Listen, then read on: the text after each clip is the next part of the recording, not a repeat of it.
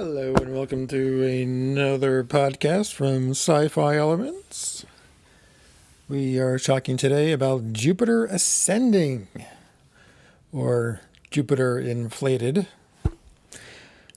This is a movie slated to be the next Matrix. And everyone's saying, oh, it's another Wachowski brothers movie. Well, it's Andy Wachowski. And if you aren't sure which Wachowski brother that is, he's the larger one who still wears jean shorts. Yeah, he's from New Jersey. It's okay. And he's married to Lana, and you may have seen pictures of her with the pink hair. So she looks like she's a lot of fun, and she co-creates movies with Andy now. You may have seen, and I feel sorry for you if you do, Cloud Atlas, Tom Hanks. Yeah, that was pretty boring. So according to Warner Brothers, that movie bombed, and they were tentative about giving the Wachowski team, Andy and Lana Wachowski, another chance at a big movie. So they spent $150 million already on Jupiter Ascending, and it was slated to be the summer blockbuster, the sci-fi movie that everyone wants to see. So this past weekend, they moved it to the middle of January for a release date. And you know what that means? That means that the movie just sucks. This year we saw I, Frankenstein released during that time. And the ads were like CGI, all these cool graphics, Aaron Eckhart. But it got 3% on Rotten Tomatoes. 3% the critics. And I think the fans gave it like, they were trying to be supportive and they gave it like 13%. Yeah, so any movie released that time is a bomb. And I think everyone knows that. Even movies that they spend like a lot of money on are just going to be horrible if they're going to be released at that time. And sometimes people don't care. Some people are a fan of Vampire Academy. That came around the same time. I think it was closer to February. And if you're a fan of that sort of thing, then go ahead. Go ahead. That's my Jersey talking. Go ahead. And no, I'm not from Jersey. I just know people who are from Jersey. Okay. So Warner Brothers said in a statement that because of The Fault in Our Stars that was released last week, that overpowered The Edge of Tomorrow. And they didn't think another big sci-fi movie this year would be profitable for them. But I kind of looked up the numbers here, and The Edge of Tomorrow, which also Warner Brothers was supposed to be huge, only made $29 million last weekend, and Fault in Our Stars made $48 million. And Rotten Tomatoes gave The Fault in Our Stars 82%. Edge of Tomorrow got 90%.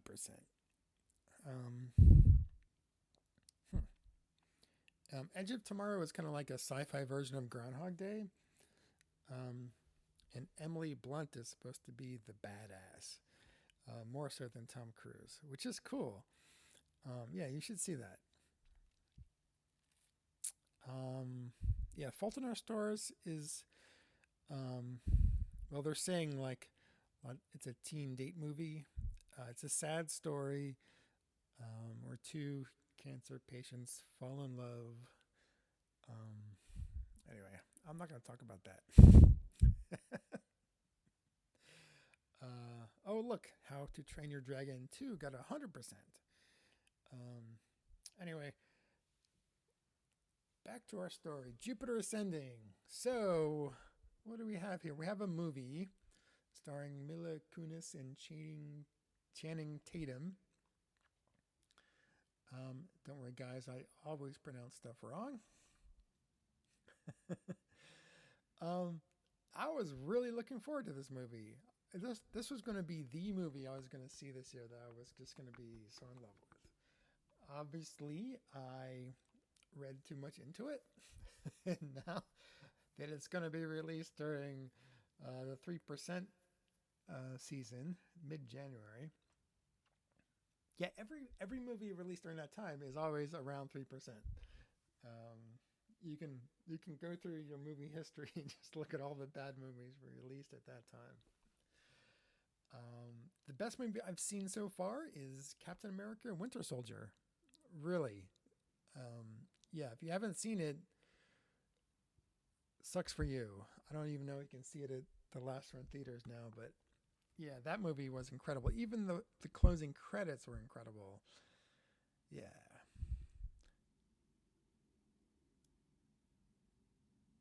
and of course X-Men was cool too, but definitely the best so far was Captain America. There were so many good things in that movie. It was so well done. So the biggest summer blockbusters, they come out mid to late July. So usually the third week in July is slated as the big summer blockbuster. Used to be like the beginning of July, but it's been creeping backwards there. So the other choices we have are Planet of the Apes, The Rise of Cesar Chavez. I'm sorry, The Rise of Caesar. What was it called? The Rise of Planet of the Apes. And it's just Caesar, he rises, whatever. He's the leader. He's the leader ape. Even though he's not actually an ape, is he? He's a chimpanzee with genetic mutant super brain. Or we have the Transformers 4 Age of Extinction. And if you haven't seen the trailer, brace yourself. Because there's a Transformer that looks just like a T-Rex. And not only that, it's like Transformers go to Camelot, right? There's there's a giant T-Rex, but he breathes fire. So I guess technically he's not a dinosaur robot. He's a dragon robot. And Optimus Prime rides on top of him with a big sword. Yeah, I know I've tried to love Transformers movies. I mean, I did watch the cartoon ages ago, and it was a cartoon made for kids. And they've been trying to make these movies more for adults, going for that PG-13 slot. And I think all they've been doing is added violence in the robot killings, like heads, torn off and stuff. Um, the simple fact remains is you can make a movie that adults will like and kids if you make it intelligent. You don't have to add violence. You just have to make it a really good movie. And I think that's lost on so many people. I mean, the first Transformers movie, the opening scene, I was like, oh my God, I thought this movie was a joke, but I love it. Like the helicopter goes in military base in Iraq, and then he turns into a transformer. He's like blowing everything up. Um, that was awesome. I guess he was a Decepticon, not an Autobot, but yeah. Anyway, and then it turned into this cheesy thing where like Optimus Prime was stepping on the rose garden at the house. Uh, and there was weird sexy shots of Megan Fox, and she was underage. I don't know. I don't know, Michael Bay. You deliver like high action, like you're on cocaine all the time, and you are, and I'm sure that's why, which is cool. But I don't know. Oh, also in the preview for Transformers: Age of Extinction was a Transformer smoking a cigar. And I wasn't quite clear if the cigar was like part of the Transformer, like part of the robot part, or if it was just like a Cuban cigar, a human cigar. He just had it in there. I don't know if he actually transformed that part out. Anyway, I guess you would be smoking part of yourself if that was part of the Transformer. So that's it for the July slated movies. Um, so I will probably skip July movies or either see them and not be excited about them and then wait for August. What? You don't know what August is? August is Guardians of the Galaxy! Yes! I've been waiting so long for the appearance of the son of Spartax, Peter Quill, Star Lord. That is correct. I'm so looking forward to that. Um, oh, yeah, back to the summer blockbusters. Purge Anarchy. I guess that's the trilogy. I don't know. People are looking forward to that. Oh, Earth to Echo. Yeah, I'm not. That's like the kids' version. I don't know. Flight of the Navigator. Whatever. Disney probably made that. Not Marvel Disney, but Suck Disney. Okay. Oh, there's Hercules. Oh, and this is more confusing because there's two Hercules movies that came out. One of them got way low, like 13%. The Legend of Hercules. I don't even know who starred in that. Someone not that famous. But this Hercules is, um, here it is, Dwayne, quote, The Rock Johnson. Like, people don't even know who it is yet, Dwayne Johnson. They still have to call him The Rock from the wrestler or the WWF. Uh, I don't know. I think everyone knows who he is. He's so badass. He doesn't do the eyebrow thing like you're a candy ass from the WWF. He's just really cool. Everyone loves him. So that actually might be cool, you know? And that is totally a date movie. Why? Dwayne Johnson, no shirt, lots of muscles, and there will be other people with no shirts, lots of muscles. And if you don't know why that's a date movie, just trust me and take a date and you will see. Okay. Kind of like all the guys like Mystique with, the blue skin with no clothes on. Anyway, August 1st, Guardians of the Galaxy. And August 8th, Teenage Mutant Ninja Turtles. Um, I've seen the trailer. I've talked to some of the voice actors and some of the creators. And of course, the fans. I know the guy who owns the turtle van. And yeah, it actually looks pretty cool. Yeah, I have some some really bad memories of the sequel to Teenage Mutant Ninja Turtles, the movie. The first one I loved. It was Jim Henson all the way, um, doing the puppets and stuff, and it had a nice feel, and it was just like, hey, these are teenagers. They like pizza. They fight crime. It was fun, and the second one was just horrible. Ugh, man, just proves you got to have a good writer. A good story is more important than anything else. Oh, Sin City comes out at the end of August. Um, they released a movie poster with Ava Green. If you don't know who that is, she is on Penny Dreadful. And no, that is not Anne Hathaway. The poster looks a lot like Anne Hathaway, but it's not her. It's someone else equally as sexy. Anyway, the poster for Sin City 2, A Dame to Kill For, was too racy, and the Movie Picture Association would not let them put that in theaters.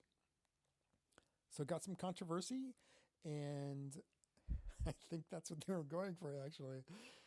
They just gave him more press. Oh, The Expendables 3? Um, I can't believe they added Chuck Norris in the second one. The Expendables is the Expendables, you know? It's all testosterone. Nothing for girls in this movie. Just just big guns, big trucks with guns, planes with guns, muscles with guns, fist fights with guns, fist fights with knives. I guess that would be a knife fight. Uh, it's all guy all the time. It's like they took the theory of Fast and the Furious. It's just fast cars. We're not trying to do anything Oscar worthy. We're just making a movie about fast cars. And that was their plan, to release a movie every year for the next 4 years. Unfortunately, so sad, Paul Walker. The next Fast and the Furious will come out, and the missing pieces will be CGI'd Paul Walker. A lot of movies these days, especially sci-fi, they will digitally scan the actor and make like a Gollum or Jar Jar Binks. No, I should not have mentioned that. Sorry. They will make a computer-generated character. Don't worry, Jar Jar will not be in Episode 7.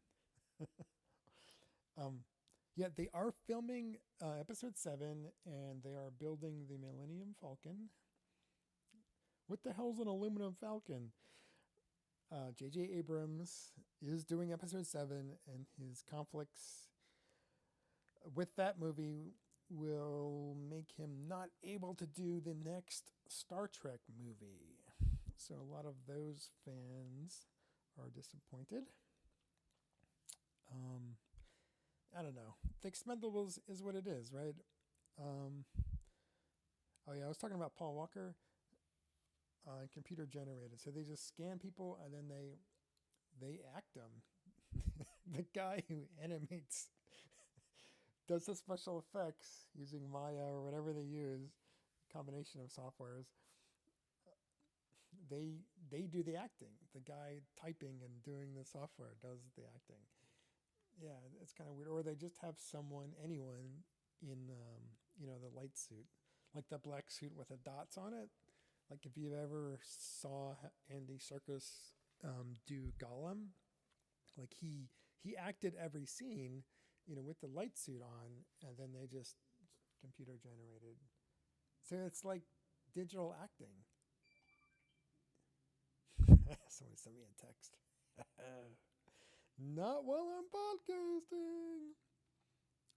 So you could literally just get paid to have yourself scanned if you're a famous actor, and then someone else could do all the acting part of it. It'd be weird.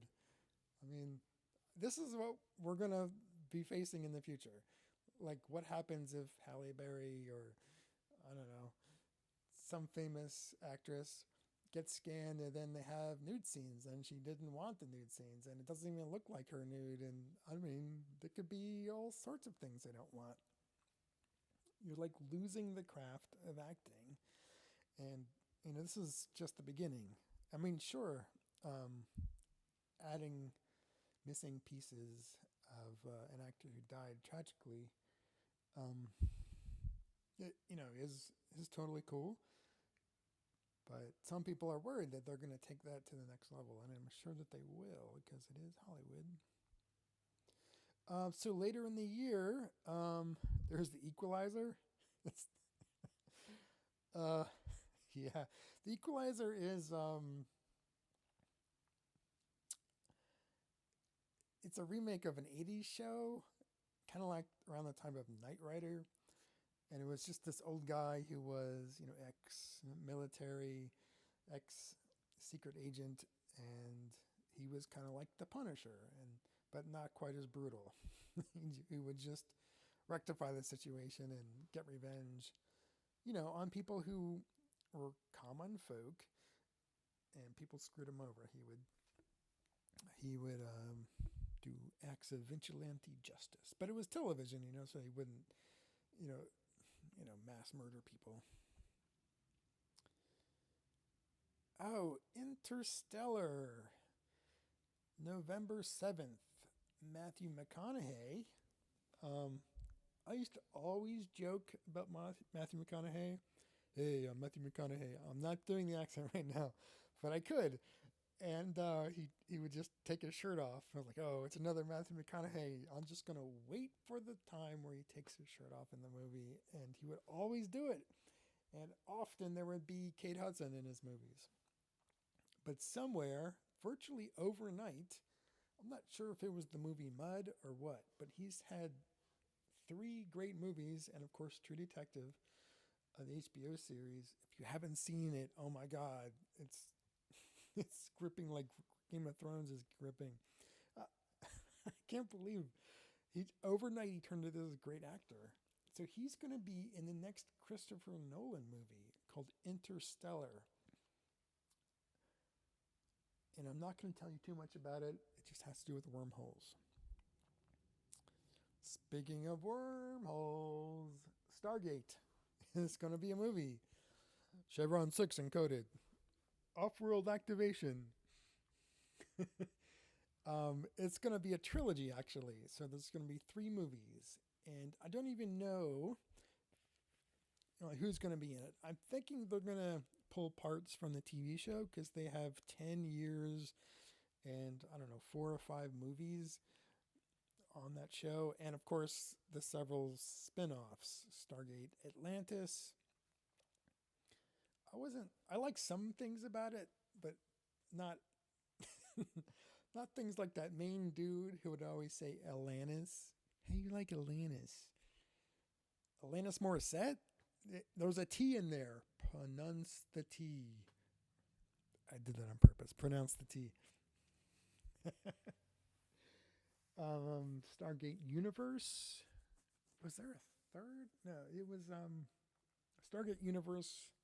Okay, Stargate Atlantis. They find the Altarans, like home city, and anyway, they Stargate to the city of Atlantis. And then there's a whole extra, universe out there. It's in a different galaxy. The Altarans are the ancients from the beginning of the series, and they are the ones who built the Stargate. And in Stargate Atlantis, they they discover that they had an enemy called the Wraith, who were equally as vicious and would, I don't know, how much I want to say, eat the Altarans. Anyway, Stargate Universe was pretty boring. Bigby from Train Spotting was in this giant ship, and there was a Stargate on the ship, and they couldn't access all the ship at the same time. So each episode they discovered new things, and the ship would stop at different planets, and they had 8 hours. That's kind of all you need to know. I wasn't too excited about it. I don't know what else. Tomorrowland. Oh, Into the Woods. Meryl Streep and Emily Blunt at Christmas time, and next year, The Seventh Son. Oh, look, that's going to be released around the same time as Jupiter Ascending. I hope they both don't suck. The Seventh Son was based on a book. I don't know if it's a video game now or not, but anyway, next year, The Avengers: Age of Ultron. Yeah, I'm so excited about that. And okay, I'll talk about it. Ultron is the best thing to happen out of Ant-Man. Henry Pym creates the ultimate robot with artificial intelligence that basically kills everyone. And Wolverine and the Invisible Woman have to go back in time to kill Ultron, or to prevent Henry Pym from creating Ultron. Kind of like the theme to Terminator. Yeah, Terminator 2, Cyberdyne. Yeah, Ultron is one of the coolest Marvel villains, and I love Ultron. I don't really like Ant-Man at all.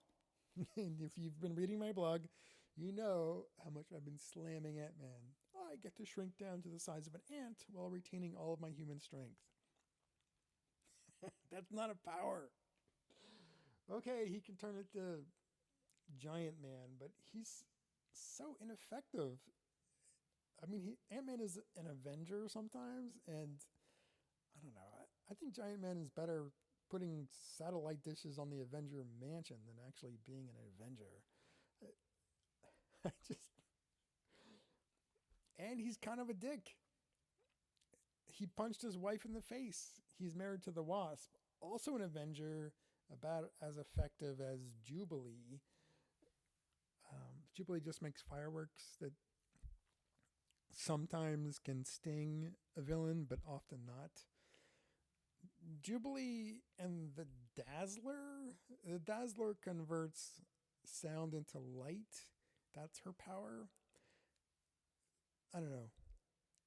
Those two would be good for like senior prom or something, but fighting villains that can kill all of humanity or destroy the earth. Yeah, pick some heavy hitters on your team, some really cool X-Men, not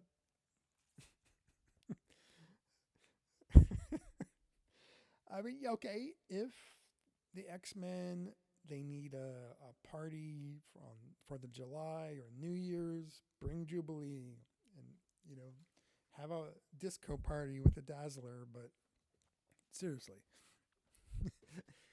use people with cool powers. Anyway, Age of Ultron I'm so looking forward to, and the Scarlet Witch is going to be in it. So the end of Captain America the Winter Soldier, we saw a glimpse of Pietro and Wanda Maximoff, the children of Magneto. But since Fox owns mutants and the X-Men and everything that they entail, even the word mutant is owned by Fox now. Marvel had to create a new way to create Wanda, the Scarlet Witch, and Quicksilver, Pietro. And in X-Men Days of Future Past, there was a different Quicksilver, a different actor playing Quicksilver, and his name was Peter, not Pietro. And then you see a little glimpse of a red-haired girl, which is Wanda, being held by her older brother, Pietro. And there was no Lorna. Lorna Maximoff is Magneto's younger daughter, and she's Polaris, and she has the exact same powers as Magneto. And I don't know if that would be a good move for Fox to have Polaris in her movies.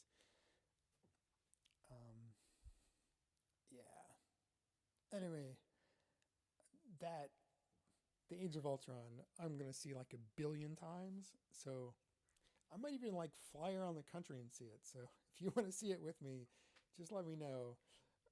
There will definitely be a big event. I'm going to go to the premiere. Midnight showing at 8 o'clock, which is cool. Yeah, I am so looking forward to Age of Ultron. So that's it for the sci-fi. Ant-Man. Back to Ant-Man. Yes. So as you know, Edgar Wright left the project. He convinced Marvel to make an Ant-Man movie. It was him. And he wrote the script. He was doing the pre-production producing, and he was going to direct it. It was his movie. And Marvel went behind his back and rewrote the script. And they were minor changes, but Edgar Wright, he left the project. He was pissed. It was his project, and they just, I don't know.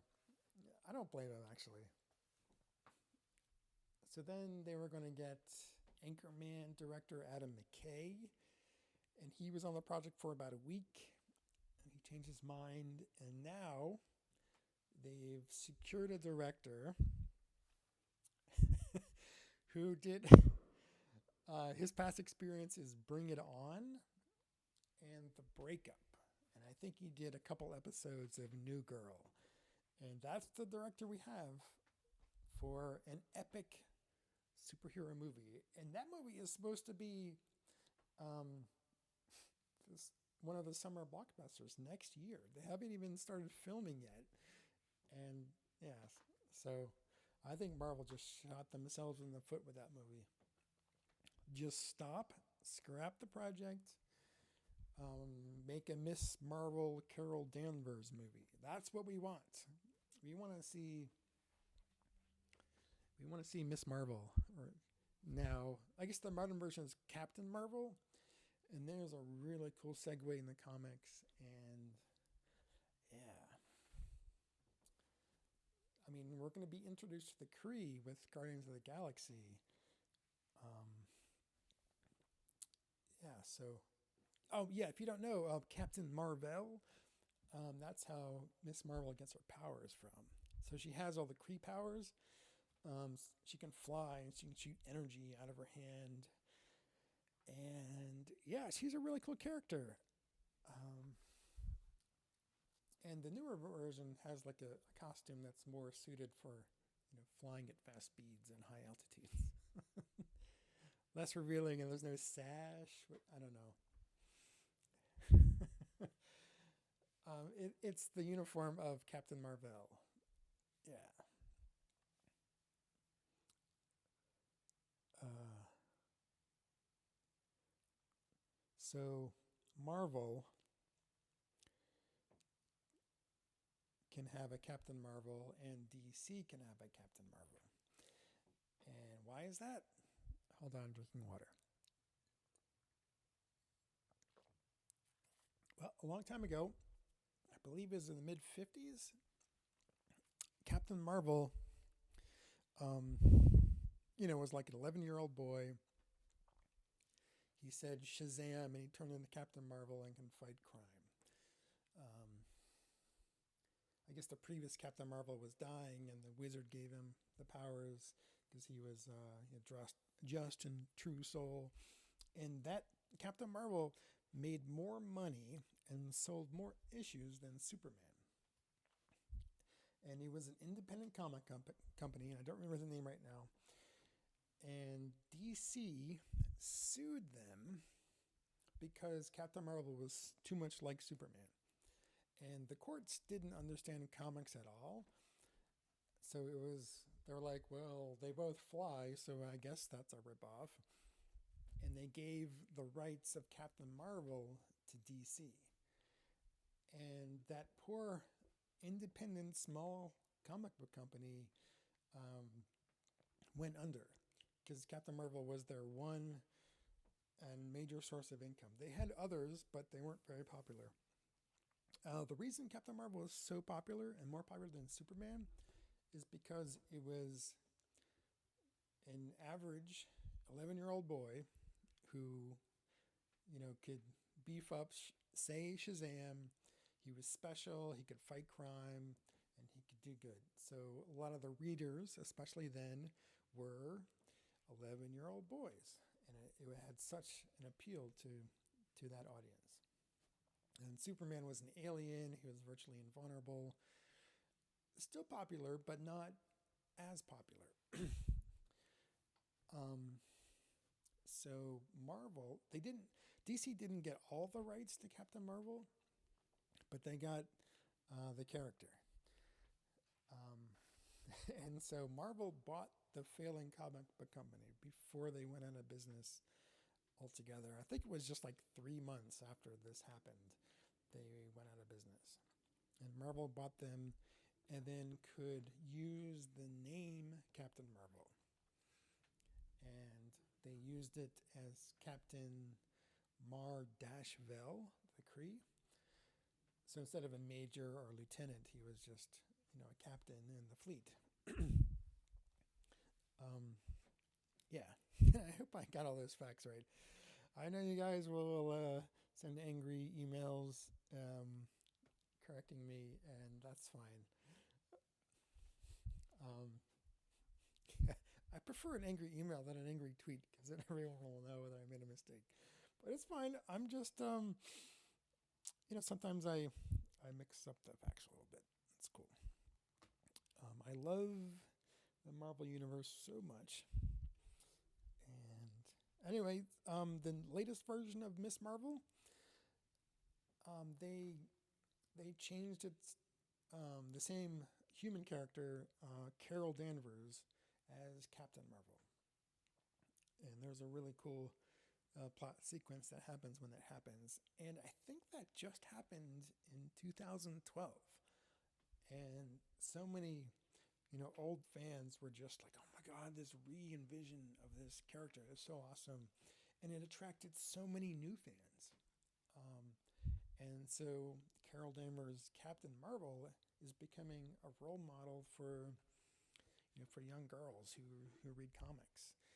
And I've noticed the cosplay at cons has increased to be more Captain Marvel and less, other less revealing costumes like Ivy and that. So I think that's really cool. And the character is written really well. Miss Marvel, was an Avenger, and the rumor has it she's going to be in Age of Ultron, which is awesome. Some of my favorite superheroes are Miss Marvel, Captain Marvel. I'm saying that as the same person. Slash Miss Marvel slash Captain Marvel slash Carol Danvers, Wanda Maximoff, the Scarlet Witch, and Jessica Drew, Spider Woman. I If we ever get a hint of Spider Woman being in a movie, I hope everyone knows that Secret Invasion, one of the best comic plots ever in the Marvel Universe and possible ever in any comic everywhere, will be in the movies. And I do know that Marvel has planned out movies until the year 2028. This just happened a few months ago. So, the phase 1, phase 2, phase 3, well, there's phase 8.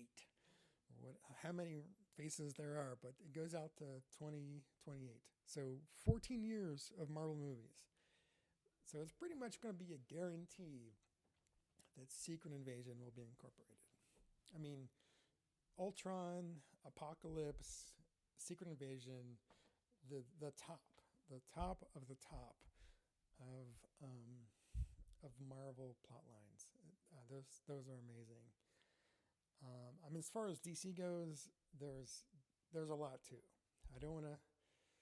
I know you guys are split sometimes about which is better, but there are some really cool DC plot lines. Blackest Night. I will go. Planet of the Apes, Caesar apeshit crazy. If that happens, Blackest Night is just amazing. Problem is that they have to set up a bunch of characters in DC movies, not just reintroducing Hal Jordan, but everything else that happens in Blackest Night. I'm not even sure people are set on the whole power ring thing, so you can't just like bombard people with all the different colors of rings. People think, oh, Green Lantern, and then that's it. They don't know that even that Sinestro, has the yellow fear ring, and Hal's girlfriend Carol becomes, the violet ring, and and I don't know. I don't know if a lot of people like Larfleeze. Um, it's he's the orange light, which is greed, and of course, Saint with the blue ring of hope. Yeah, Saint is probably one of my favorites. But yeah, there's Atrocitus with the anger red ring. Of course, black and white. Indigo. Did I miss one? Violet. Star Sapphire. Huh. Yellow. Well, I hope I got them all. I think I did. Yeah, I talked to the Green Lantern story writer, the same guy that did Surrogates. He wrote the Surrogates movie. Yeah, I talked to him at WonderCon. He's pretty cool. He told me about the Red Lanterns taking over Sector 2814, which is the Earth part of the galaxy, and Supergirl being a Red Lantern. And he gave us some hints about what's to come for next year in the comic universe of the Green Lantern. But yeah, Blackest Night, that's I, when you just hear like all these names and you read, this comic and that comic, and then I don't know, so many things just come together in one thing. It's just amazing. Yeah. So Marvel does that really well, and DC does too. I think the only change to Captain America Winter Soldier would be at the end when Steve Rogers is falling out of the helicarrier, the Project Insight helicarrier. Like if he was falling towards the ocean and then Iron Man just came out of nowhere and saved him. That would have been it was such a great movie. But if that happened, I was like, oh my god, total geek out. Yeah, I mean, sometimes like Robin has fallen and Superman saved him in the Batman comics. Yeah, it's just those little things. Yeah, I think Sony is not sure what they're doing for Spider-Man, Amazing Spider-Man. I mean, it was good. It's just it wasn't Captain America and it wasn't X-Men. Yeah, there's Sony is setting up Spider-Man to be, to have like a series of villains like the Sinister Six, probably an Amazing Spider-Man 3. But the whole movie was just choppy. There was no continuity. It like ended 3 times. I mean, I love the special effects, and I'm glad I saw it in the theater opening day. I like to support movies like that. Um, yeah, because I want to see more of them, and I just hope that they do better. I think the reason the X-Men trailer was at the end, inserted in the middle of the credits at the end of this Amazing Spider-Man 2 was they're going to incorporate Spider-Man into X-Men or something. I think he's going to make an appearance, which happens a lot in the comics, and it's a shame that Marvel can't get Spider-Man or X-Men or Fantastic Four back, because when a villain like Ultron or Apocalypse or the Secret Invasion with the Super Skrulls and the Skrull, everyone comes together and fights this overwhelming enemy. Everyone. It's like, if there's a disaster, they don't just send in, the park rangers to take care of it. They send in the EMTs, they send in the police, the fire department, every agency, FEMA, everybody to take care, to help people, and because everyone has their own little niche that they're really good at. So when aliens invade Earth, the X-Men, the Fantastic Four, everybody unites together and they fight off the overwhelming threat. So hopefully one day Marvel will get those franchises back, or they can just lease them or something. Maybe Marvel can just pay Fox and pay Sony just to use that character just for a little glimpse of the movie. I mean, that would be fine by me. And maybe they can get more creative input on the plots and, what would make... And maybe they could lease some of their characters to Sony and Fox. That would be, if everyone worked together, I think that would be great. All right, I've talked way too long, and I hope that you actually get this, because I've had some trouble loading my podcast in the past. So here we are. We're going to say adieu. I'm going to try and play my closing music, so hold on, guys.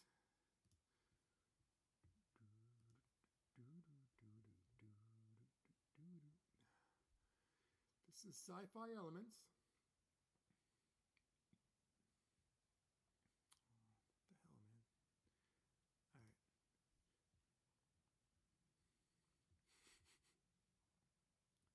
Where's my playlist? Damn it. Good thing this is live, right? All right. Yeah, so if you want up to date sci fi news, comic books, and movies and TV shows, just follow me on Twitter at sci fi elements. I'll have to around here somewhere. I have a Facebook and a blog. Facebook is facebook.com/sci-fi elements 1. Yes, I do have sci-fi elements, but I kind of screwed up and put in my wrong email address. And anyway, that's what it is. So it's sci-fi elements 1 on Facebook. If you're a cosplayer, I will take your photograph and I'll put it on Facebook. And yeah, if you're a cosplayer and you want to meet at a con, just tweet at me, leave me a message on Facebook, and we can meet at the con, and I'll bring my special lights, and we'll take some really cool photos of you. I do have a photo studio. We can meet if you're in the LA area. It's just kind of cool just to meet at the con. It's kind of easy. All right, here it is.